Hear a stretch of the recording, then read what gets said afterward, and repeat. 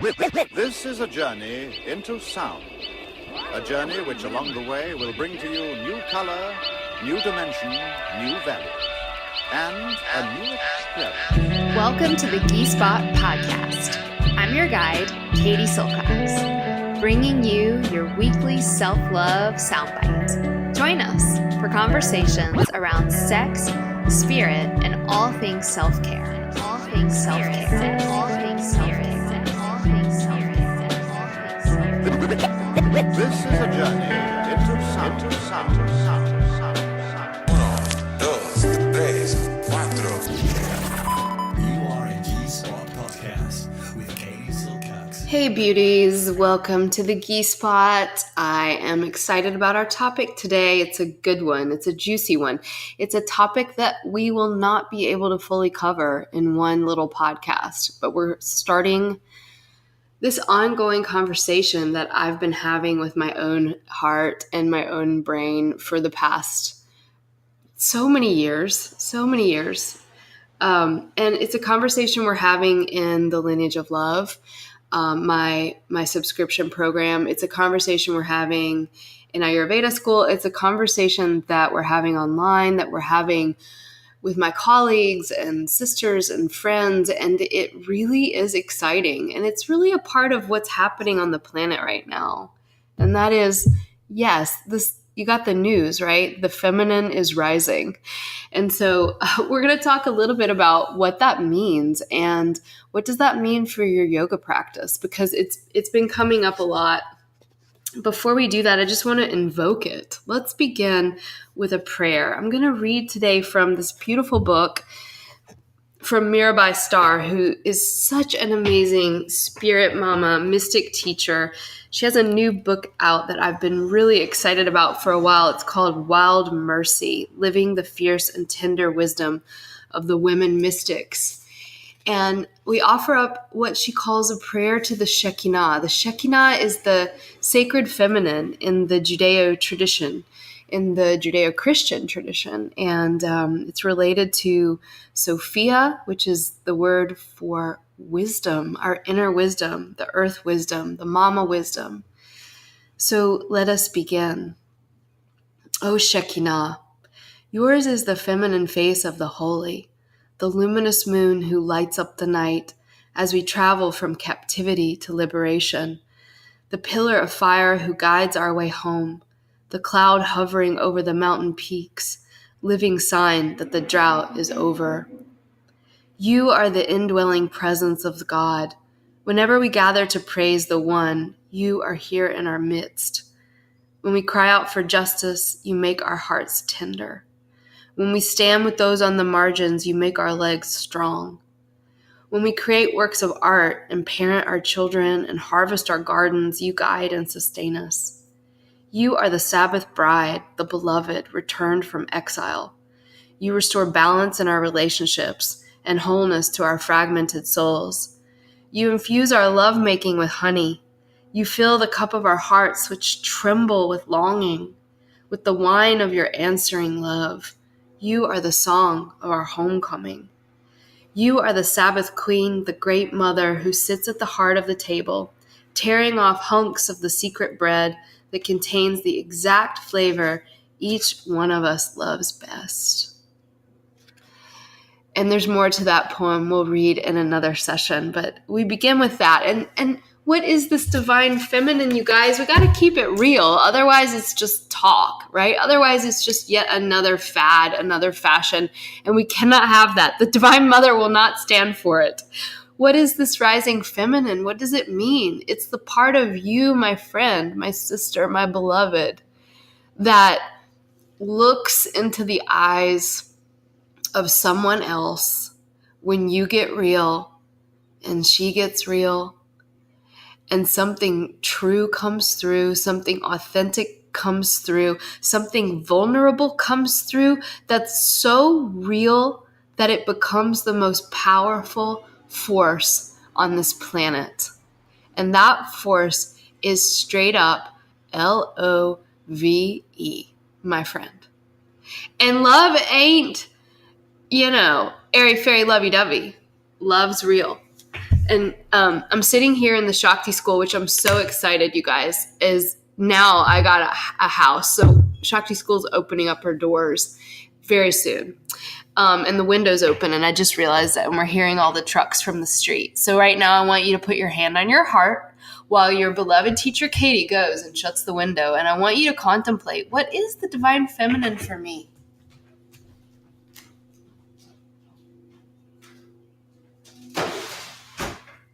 Window's closed. You can tell I get so excited about this topic. And I'm bringing it up today because I'm getting all these emails, you guys. It's out of control. I love you guys. You can always email us, info@theshaktischool.com. We love your emails. We read them all. I may not be able to answer them all, but I do read them. And so I'm getting so much response from the ladies, mostly the ladies. But I've been given permission to read another love note from the Lineage of Love, and it comes from Stepanova Grace. And she says, "Hi, lovely ladies, and hi, Katie Silcox. I was recently introduced to your work by my teacher, Kia. You may know her. She is a current Ayurveda student of yours. I don't have much time, so I won't go to the full backstory of who I am and where I came from today.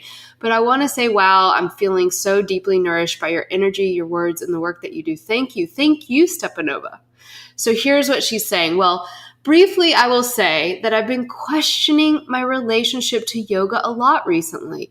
I don't have a super strong asana practice, and I also recently realized that I practice yoga every day.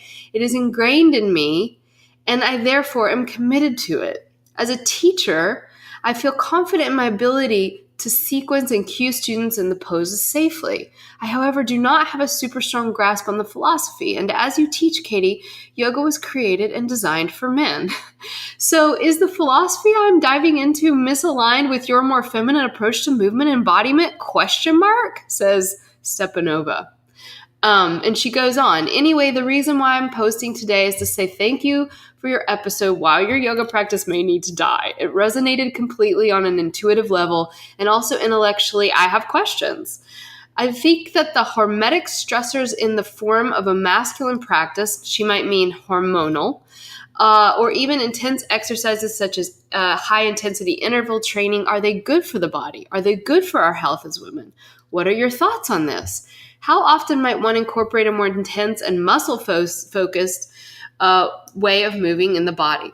What is your idea of training? I watched the first Lineage of Love video. I loved it, and it looks hard and strengthening and fire building. So the feminine is not mutually exclusive from the strength and fire? Is this what I'm gathering? I just don't have the knowledge of it in a more bodily level. All right, Mama, Stepanova. I've got a little kapha cold going on, you guys, so my voice is super sexy today. Okay. Stepanova's question is one that I get a lot, and I get different variations and permutations on it. Some of you that listen to our podcast and some of you that are in Lineage of Love are yoga teachers. Some of you aren't. You're just interested in this stuff. And so there are varying levels of knowledge in terms of the philosophy and the history and the background. And I just want to clear up a few things with Stepanova's question. First of all, we need to take a huge eagle eye, big vision when we say the word yoga. The word yoga means union, to unite. The word has similar etymological roots as the word religion. The word religion comes from the etymological root religio. And religio and yoga, yog, yuj, these are all, I'm backing down into the roots of these words, means to yoke. It's the same word as our word to yoke when you think about you're yoking your horse to your cart.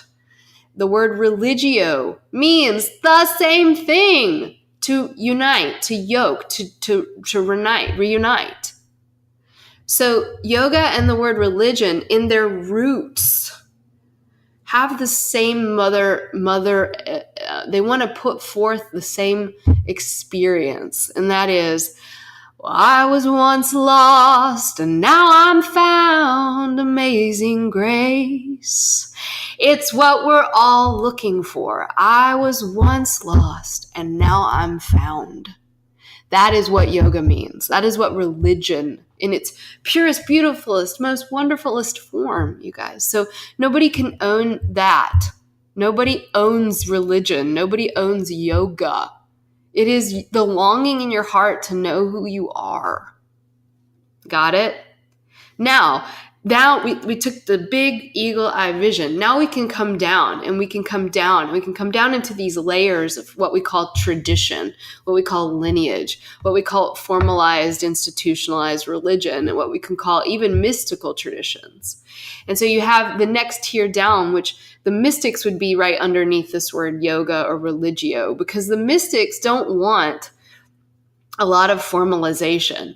The mystics are people like Rumi and Hafiz and Katie Silcox and Jesus Christ. And I'm not putting myself in that box as if I am equal to those great sages and saints. I just mean, this is us, right? These are the people on the planet that are like, oh, I just want to love, right? I don't necessarily want to join any particular organized form. I'm a mystic, right? And then underneath that, you have the more structured, formalized religions, traditions, lineages. And this is where a lot of the lineages that the yoga that you and I have been practicing come from. They don't come from this big eagle eye vision of the yoga. They don't, right? And there may be wafts of it, right? There may be hints of it in what we're practicing. But everyone, be very clear. This is the pulsation of a human heart. That really is where we're going, this place of love inside of ourselves. And what's so beautiful about organized religions and traditional yoga lineages is that in the best of cases, guys, they offer up a structure, they offer up a system, they offer up a roadmap, they offer up practices that are going to take us to this eagle eye vision, this place called yoga, this place called enlightenment. Okay. So on that level, the question is big, right? So when we say yoga was created for men by men, that's actually not really true. It is true on some of these levels down from the big eagle eye vision. So, next, and I'm not sure when I'm going to do this podcast because I've been preparing it for months now and I just don't feel like it's quite out of the oven. But one of the next podcasts coming up is going to be about the history and the herstory of yoga, which is a really important conversation to have. So Stepanova, I'm not going to go into the thing of yoga created for men by men. But what I'll say briefly is that much of the tradition and practice that you and I have been given comes from men, for sure, 100%. And comes from traditions that up until about the early 1900s did not allow women to even practice this. It was not something women were even allowed to practice. So you're right when you say that much of this practice is created by men for men. It's 100% the truth of our history.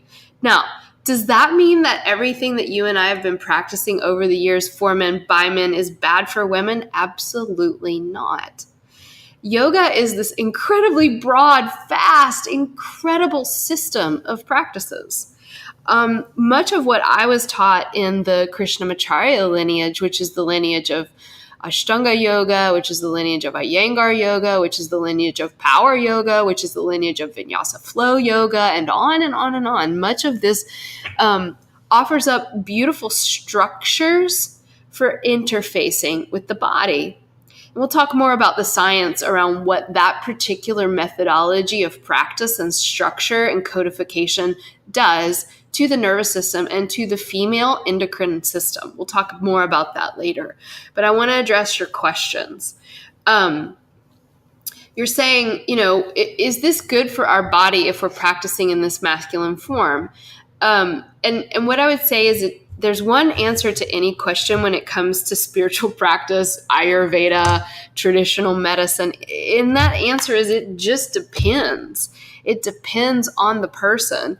And that's why Krishnamacharya, one of his most famous slogans, and some of you may not know this, but I studied with his first students that are still alive today were Indra and A.G. Mohan in Chennai, India. I studied with them for quite some time, and they're wonderful, beautiful, amazing people. But the Krishnamacharya lineage, one of his famous things that he says is that yoga should be taught one-on-one, right? The teacher should adapt the practice for the individual student.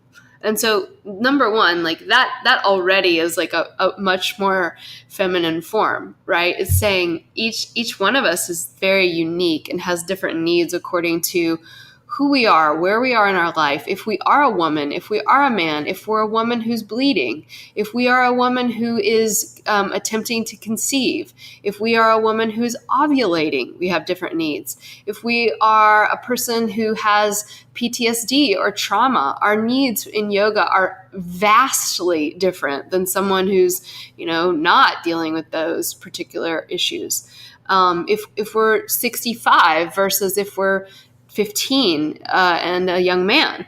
So it's very complex. And so what we attempt to do in Ayurveda school and Lineage of Love is really talk about the complexity and arm you, if you will, with technology toolkits that enable you as a spiritually sovereign woman to make the decision. What do I need today? So Stepanova, you're like, so should I be doing this more intense yoga or high intensity interval training, or should I be doing restorative yoga? And I think that's another thing that we have to watch. And the answer is, of course, it just depends. And my answer to you is also yes. You should be doing all of those things. In the words of Dr. Claudia Welch, every single cell in your body needs stimulation. Every single cell in your body needs strengthening. Every single cell in your body needs to experience intensity. And every single cell in your body needs nourishment. Every single cell in your body needs rest and digest and sex. And so it's the classic yin and yang, Shiva and Shakti, of all spiritual discipline and of all traditional medicine. And the wise woman is she who knows what she needs at what given moment in time. I could seriously summarize what Ayurveda is. Ayurveda is this science of understanding our bodies and life and the world around us and the earth. And I could summarize that the essence of practice in terms of Ayurveda is aligning myself enough with my own natural needs and rhythms and purifying myself enough of my karmas from the past where I wasn't aligned with my natural needs and rhythms, purifying that out of me so that I can hear the wise voice of the energy of my body that will always tell me what I need now and now and now. And that what I need now is going to be different than what I needed yesterday. It might be different from what I needed this morning versus tonight. I'm nursing this cold, and it's been super freaking cool because I'm like, oh, wow, I did not go away this year and do a panchakarma. I did not go away and do a cleanse. And my body was like, okay, well, we're going to cleanse the shit out of you for you. And it was so amazing. And as I was cleansing, I was just really tuned to what do I need now? And I literally ate Mexican chicken soup for a week. I ate vegetable soup, brothy soup with a little tiny bit of meat. Like I could barely even eat any meat. I ate that for a whole week every single day. And that is not something that I normally would do, but it was what my body was asking for. So Stepanova and everyone who's listening, what is feminine form? Feminine form is the medicine to an over-bloated masculine. All of us inside ourselves have the feminine and the masculine. We have our ambitious side. We have our strong side, our powerful side, our controlling side, our it really is the word ambitious. Doing, perfection, do this, write your to-do list, get it done, become. And we all have this other part of us that's like, you know what? I'm good. I'm already perfect. I am inherently lovable already. There is a part of me that does not need anything Ayurvedic, anything yogic. I don't need a technique. There's a part of me that doesn't need a New Year's resolution or a new diet or a new freaking, pair of jeans. This part of me is being. This part of me is already here, and it's inherently wise. Inherently wise. And so we need both of these things, you guys. We need the masculine inside of ourselves, and we need the feminine, which is intuitive and primal and sensual and knows how to trust herself and deeply listens and rests back in the watery ease of her inherent perfection. She's already done. She's already cooked. She's out of the oven and you can eat her. That is the feminine. And we enter into, as Stepanova did, and I do too, guys, it's natural. And you write me these questions and it comes up a lot in Ayurveda school. And that is, what am I supposed to do? What's the right way? What's the right answer? What's the right political party? What's the right position, intellectually to take? What is the right dosha? What is the right food for me? What is the wrong? What is the right? What is the wrong? This is absolutely not yoga. Yoga says yes and. And so we have to really get out of the unhelpful dualistic thinking. And dualistic thinking is very, very useful at certain points in time, right? When I have a cold, aka this past week, duality is real. It's like mucus is here, therefore don't eat ice cream and yogurt and, baguettes. So duality is real. But when we talk about the ultimate aim of this practice, there is no duality. We need both. So we need movements that stimulate and strengthen, and we need movements that pacify and restore. Now, what I will say and why everyone should join the Lineage of Love is that I have been working with Alicia Farhado, who I put link in the show notes, I think a couple sessions back, for the past 2.5, years in the field of biomechanics and primal movement. And I have integrated the work that she has done with the nervous system and primal movements, what she calls holistic biomechanics, into my 20 years of study in tantric yoga and traditional yoga.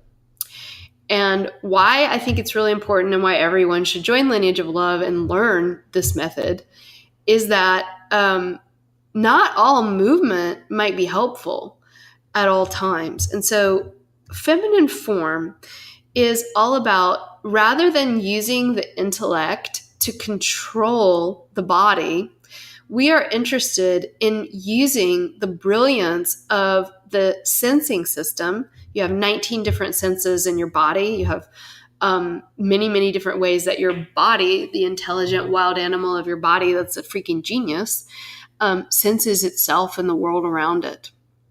And when you are engaging and refining, and for many of us, waking up a deadened sensing system, your body will go into positions and movements quite naturally that reflect natural movements that will put you in a nervous system state autonomically, meaning without you trying, that will be adequate to what's actually happening in the moment.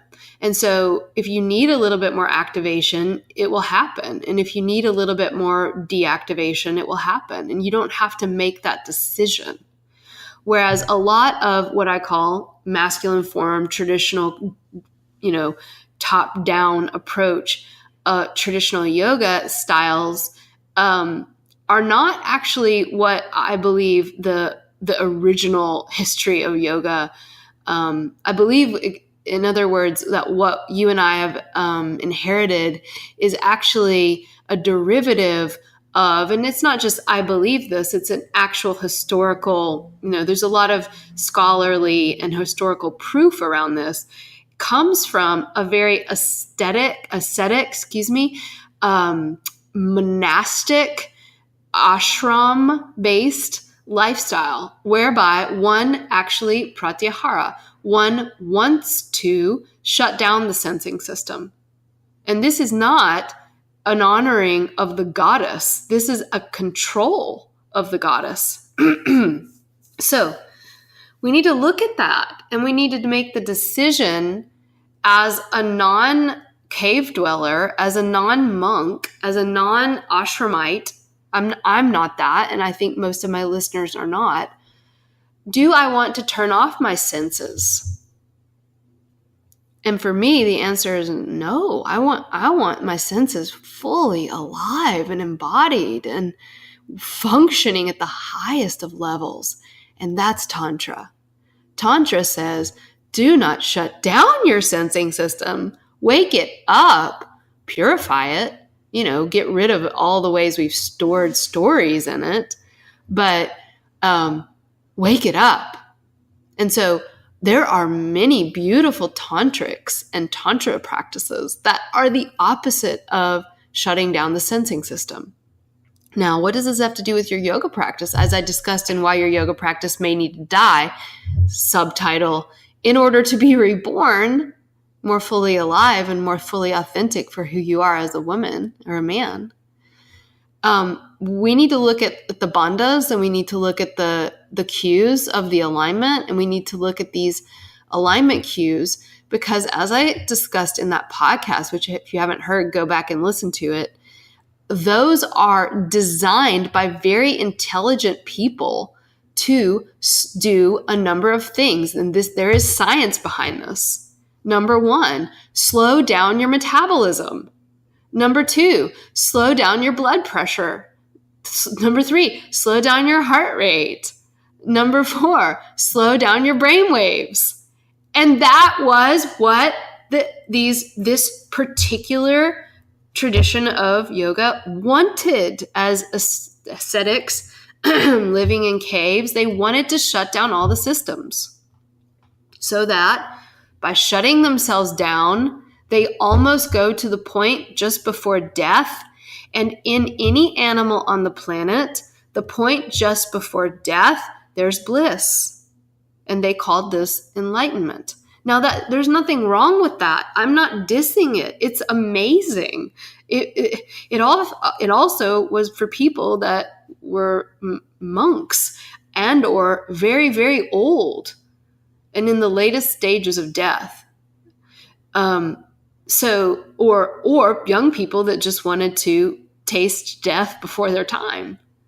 And I want everyone to hear me. There's nothing wrong with these practices, but I think everyone in America has the right to know what these practices were, where they were from, what the original intention was, and what effects they're having on the physiology, the nervous system, and particularly for women, our endocrine system, our hormones, and our womb. So you can hear the fire in my voice because I feel that no one has gotten this story, not many people. And when we begin to speak this story, the reaction from people is so intense. And I get it. I dedicated my entire life to much of a lot of these practices. And so, we have to check our attachment as well to what we've invested in. But it's not about denying it or losing it. It's about knowing what it does, using it when you want to use it, and knowing what other practices do that may be more in alignment with what your goal is in life. Because I want to run around. I want to jump off, mountaintops, and I want to have amazing sex, and I want to be fertile, and I want to birth books and I want my mind to work. So let's go back to what a lot of these traditional yoga styles do, scientifically proven. We'll talk about this in further episodes. I'm going to do one on the science of yoga. They shut down, slow metabolism, slow blood pressure, slow heart rate, and slow mental waves. Now, that's all freaking great if you have high blood pressure, right? Yoga is so good for people with high blood pressure. I don't know of anybody, though, that really needs to slow down their metabolism. I certainly didn't, but I did so much yoga that I slowed my metabolism down really bad.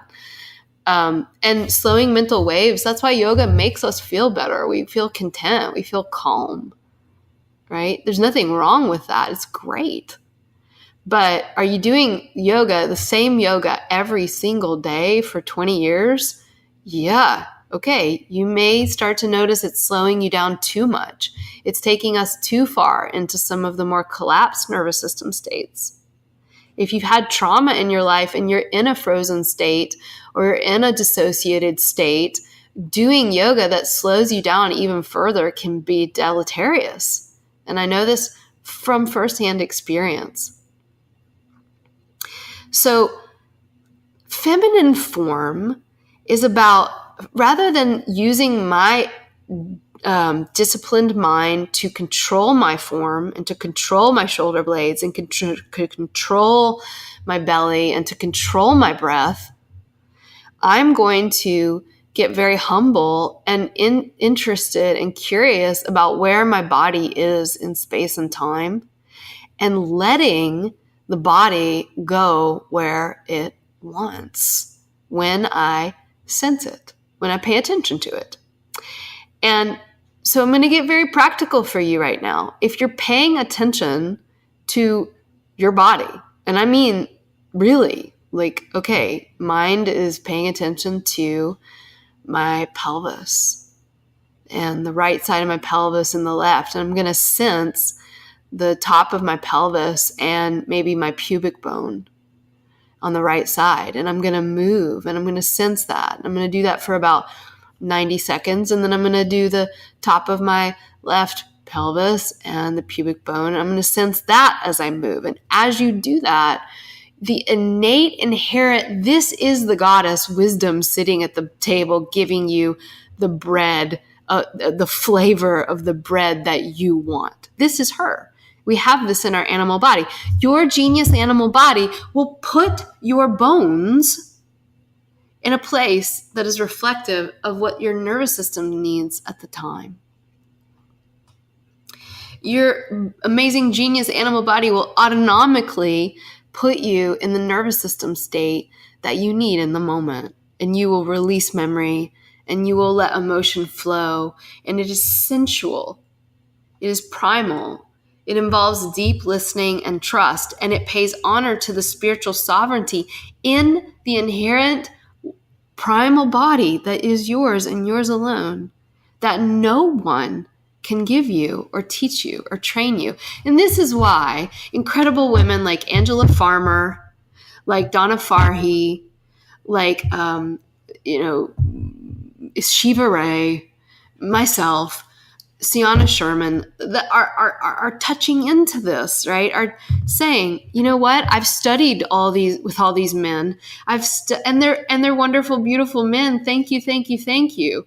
But there's also a part of me that doesn't want your rule book anymore. There's also a part of me that must, if I'm going to stay true to myself and step into my own Shakti and my own light and my own power, Shakti does not like rules. She doesn't like to be put in boxes. And every time you put her in the box, eventually she's going to explode the box, right? And so rules and regulations only exist in the extent to which they can channel her. And the more of her you have, that bigger that channel's got to get. The more open, the more wide that rule book needs to get. And that is what enlightenment is. In the end of the day, the great tantric master will say, kill the teacher. Kill. And what does that mean? You don't want to kill your teacher. But it means you have to let go of all the rules. So these strictly codified structures of yoga are now becoming uncomfortable for many of us on the planet. And that's why I think we're getting itchy. I want to move in a different way. We'll talk more about this in other podcasts, you guys. It's exciting. It's an exciting time. For now, what is feminine form yoga? It's for women. It's for men. It's you without rules, listening to your body and sensing your bones. You can sense anything. You can sense your muscles. You can sense your bones. But the bones are really good because they're so earth-based. They're so goddess, right? They're so here. They're not going anywhere. And they carry, what's beautiful about the bones is they carry the wisdom of your ancestors. They also carry their pain. And so as you pay attention, this activation system alchemically turns on and you become your own teacher. Your whole teacher's lineages live in your structures. Your family lives in you. That is your guru. So that's not very practical. What the hell do I do on my yoga mat tomorrow? And what I would say is, instead of doing what you're used to doing or codified to do, throw the yoga mat away for a couple weeks. Just toss it to the side. Get out something bigger, like I have an oriental rug. Get out. You don't even need anything. You can do it on the floor. Decide that you're going to pay attention to a couple of different bones in your body and just give yourself 2 points of reference. Top of my right hip, outside of my right kneecap. I'm going to pay attention to that for a minute or two as I move. And then I'm going to go to another part of my body and do the same thing. And let that part of you move you.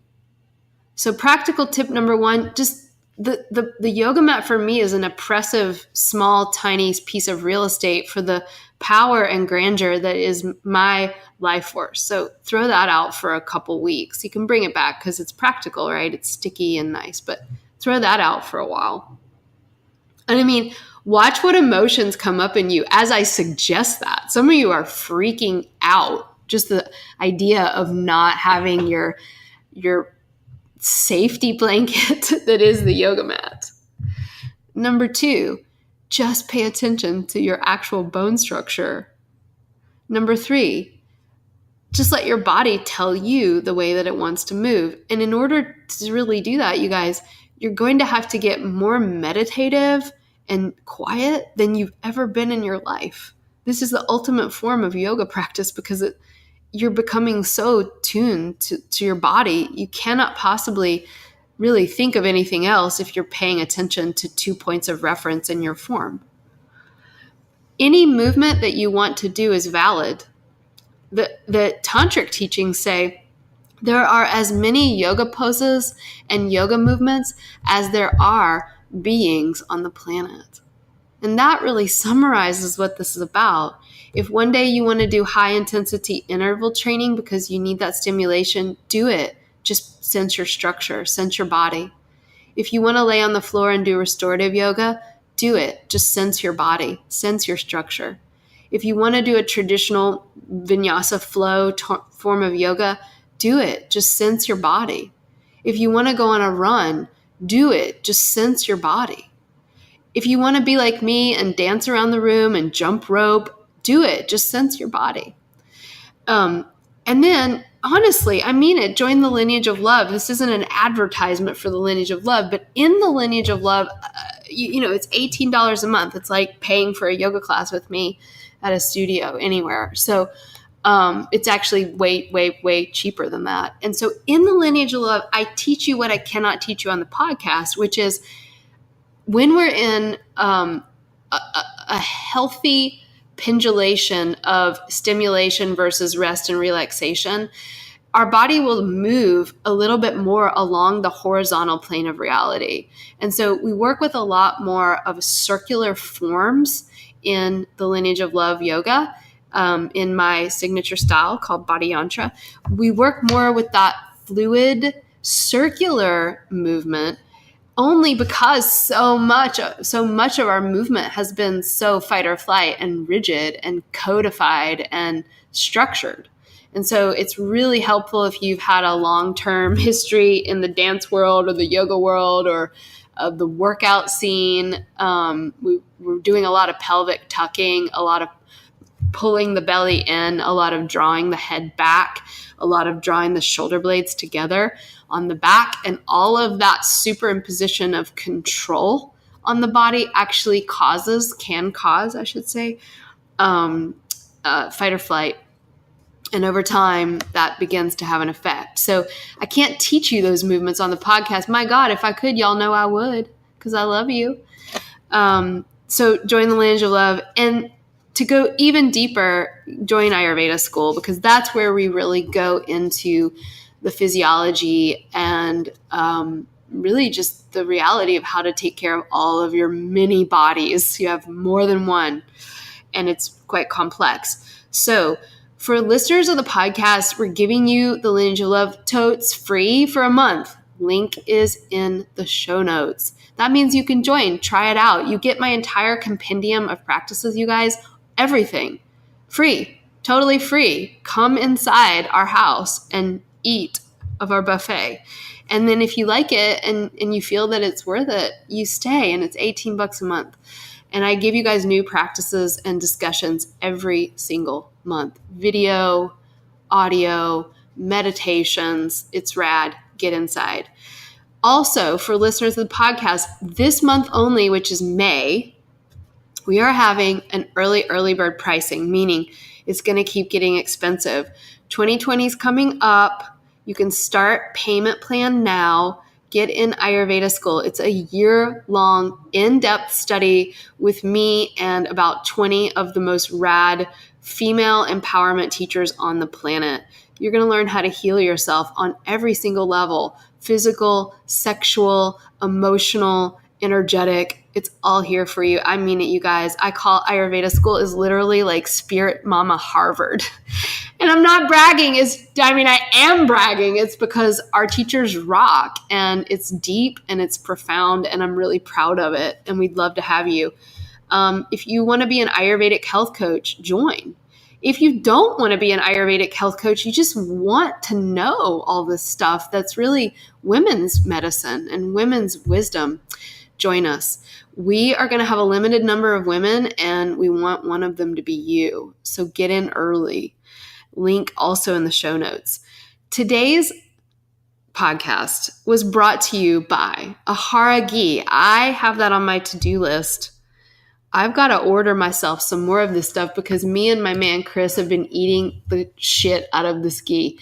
Ahara Rasa is the essence of life, and their name, Ahara Ghee, it's this beautiful essence of butter, which is, of course, ghee. If you haven't listened to my podcast on what is ghee, go and check it out. Link in the show notes for this amazing company. They make their ghee the traditional way, which is unbelievably rare in the United States to be able to find that. I talk so much about their ghee in the What is Ghee episode, so check that out. But I want to just highlight something. You've got to get their ghee, and you've got to get on their website, which our show notes have the link. It's iloveghee.com, which is the best website name for ghee ever. But their website is amazing because they have recipes and they're good. So get on there if you want to eat some chai coffee cake or a cashew chai latte or turmeric with black peppercorn and ghee, vanilla ghee chocolate chip cookies with pistachios, y'all. This is the best ghee in the world. I'm going to put in my order today. I'm all out. So you should do yours as well. Now make sure that you use the link that we provide for you guys because you're going to get a discount. And they'll know you came from Katie Silcox. So make sure to use the link in the show notes, you guys.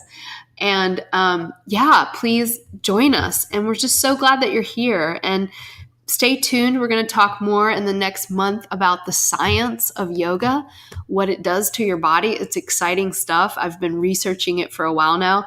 We're also going to be diving deep into the history and the herstory of this thing we all love called yoga. So stay tuned, subscribe to the podcast. And if you love it and, getting these lectures for free every month, will you please do us a massive favor and just leave us a 5-star review and subscribe? And that's how other people get to know about us, and you can share it with your friends. All right, beautiful gals and guys out there, have a wonderful May Day, and we'll see you next week. Much love.